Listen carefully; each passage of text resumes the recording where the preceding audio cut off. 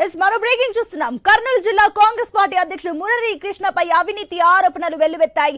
Party నిధులు దుర్వినియోగం చేస్తున్నారంటూ case నమోదైంది. కాంగ్రెస్ పార్టీకి వచ్చే అద్దెలను మురళీ కృష్ణ వాడుకుంటున్నారని జిల్లా కాంగ్రెస్ నేతలు మండిపడుతున్నారు.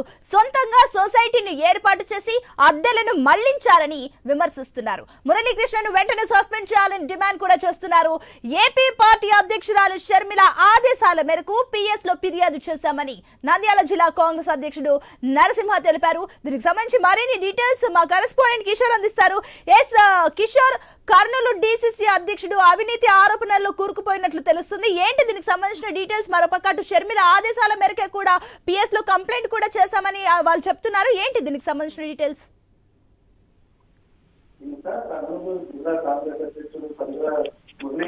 అవినీతి ఆరోపణలు వెలువెత్తుతున్నాయి. పూర్తి స్థాయిలో కూడా సొంత పార్టీకి చెందినటువంటి కార్యాలయానికి సంబంధించినటువంటి షాపింగ్ కాంప్లెక్స్, దానికి సంబంధించిన అద్దెలు మొత్తాన్ని కూడా తన సొంత ఖర్చులకు మళ్లించేందుకు పన్నాగం చెప్పి ఆయన మీద ఆరోపణలు వెలువెత్తిన నేపథ్యంలో పూర్తిగా కూడా ఒక బినామీ కళా వెంకట్రావు భవనం పేరుతోని ఈ యొక్క బినామీ సొసైటీని ఒకటి క్రియేట్ చేసి దాని పేరు మీద ఈ యొక్క నిధులను ప్రైవేట్గా మళ్లించేందుకు ప్రయత్నం చేసినట్లుగా ఆధారాలతో సహాయకు కాంగ్రెస్ కార్యకర్తలు అన్ని నాయకులందరూ కూడా వెలుగులోకి తీసుకురావడంతో ఈ యొక్క అంశం పూర్తిగా సంచలనంగా మారిందని చెప్పవచ్చు. గత 70 సంవత్సరాలుగా ఈ యొక్క కాంగ్రెస్ భవనానికి సంబంధించినటువంటి యొక్క పర్యవేక్షణ అంతా కూడా జిల్లా కాంగ్రెస్ అధ్యక్షులు మాత్రమే చూస్తూ ఉంటారు.